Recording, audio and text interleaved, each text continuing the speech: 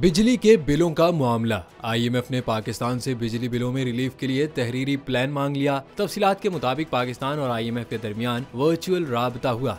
ज़राए वज़ारत खजाना ने बताया कि निगरान वज़ीर खजाना शमशाद अख्तर ने आईएमएफ नुमाइंदा ईस्टर प्रेस से राबता किया, जिसमें बिजली बिलों में रिलीफ के लिए आईएमएफ से बातचीत की।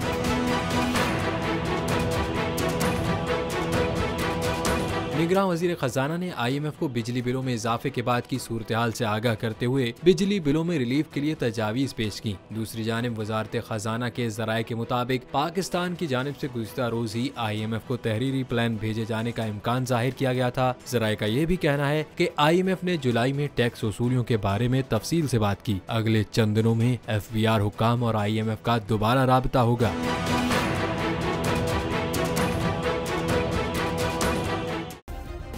सब्सक्राइब करें और बेल दबाएं ताकि कोई खबर रह न जाए।